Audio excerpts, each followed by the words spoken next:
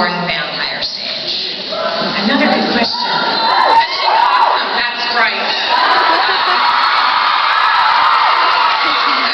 Because if you think about all the other vampires who've been created, right, you have the Cullens. None of them had a lot of time to think about this or were even asked. They were all on their deathbed and they awaken as a vampire with no preparation at all. Then you have vampires like the Volturi who become vampires and immediately expect to prey on humans because that's what vampires do. Bella's kind of unique in that she had a couple of years to think about what she wanted to be and how she was going to do that. So she had way more mental preparation than anyone else. And she's a very stubborn girl, so she was able to do it.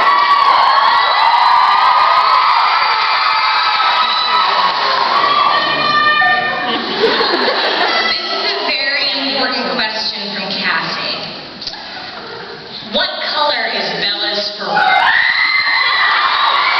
I thought this was a little bit obvious because don't furs have to be red.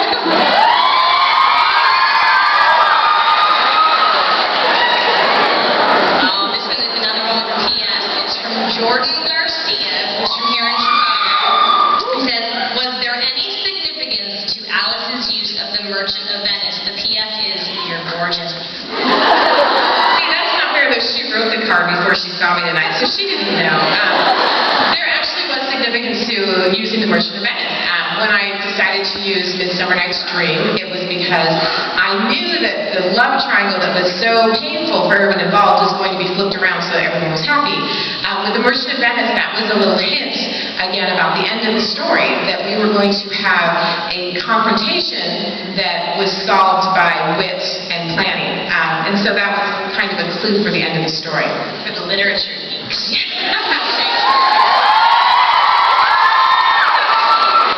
This is from Jenny McCarthy. Bella was so relatable to girls in the first 3 books, and in the 4th book she seems different. How do you expect your teen readers to relate? This is one of the reasons why the Twilight Saga is 4 books long. I found also that when Bella became a vampire, her relatability was kind of lost. I enjoyed very much writing about her experiences because it was something really fabulous to imagine, but all along, at any point, I could have stepped in and been Bella because, you know, she was just this clumsy human girl and I could do everything she could do. But then when she was a vampire, all of a sudden she's this amazing creature with all of these powers and I couldn't do that anymore. So I did feel like the book was going to have to end, from her point of view, after we got to that point. And I did want to do a very thorough job of settling her and letting you see what that was like, but at the same time I knew she wasn't going to be that teenager that we could all relate to anymore. Yay. What are your intentions for the future with the Cullen clan? Okay, I wrote that one. The reason I did that was I was going through the questions. There were a gazillion. Are you going to write about Alice and Jasper next? We have a book about that. Are you going to tell that story? Are you going to write all the books from Edmund's perspective? So I thought I could just combine them into one. And right now, I mean, obviously Midnight Sun has to happen.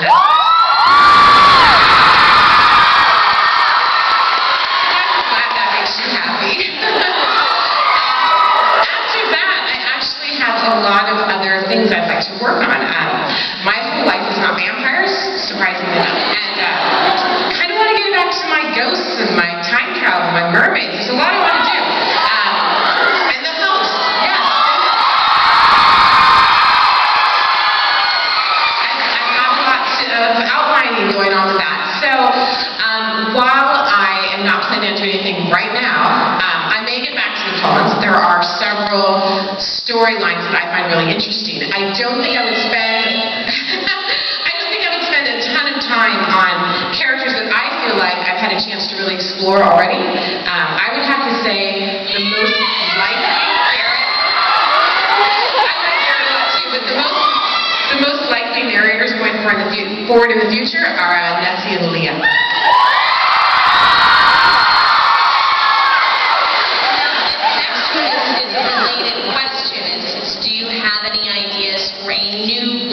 Series outside of the Twilight Saga. So I probably should have pulled that one since I answered it. So the answer is yes. I've got tons of things that I want to do. I'll get that later. Thank you. All right.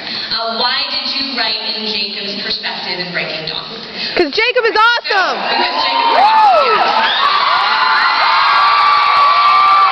Also because in the original version of Forever Dawn, the entire book was written in Bella's perspective. And there's this point in the middle where, although there's a lot of grave danger going on, it slows down quite a bit. And there were things going on, exciting things, that Bella couldn't see and had no idea about.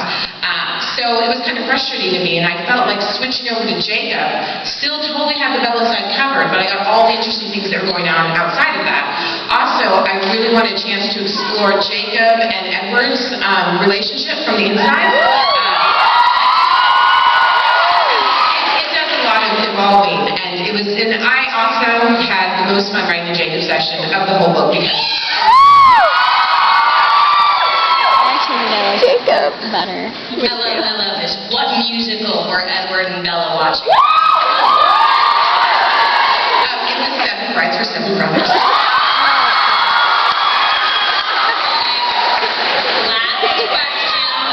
Last question, okay?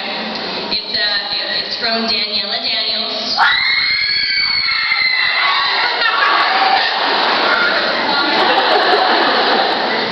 Does it ever make you upset that Bella and Edward's story is over? I haven't got there yet. I'm wondering if I'll get sad later. Right now I'm still so much in the midst of Breaking Dawn coming out, and then I'm in the middle of Midnight Sun, so I'm not gone from that relationship. Who knows? Maybe when Midnight Sun comes out I'll be really sad. I haven't felt that way yet because I still feel like they're so much a part of my life. So I'm hoping that I don't ever feel very sad about them because they're always going to be, obviously, the most important characters in my life.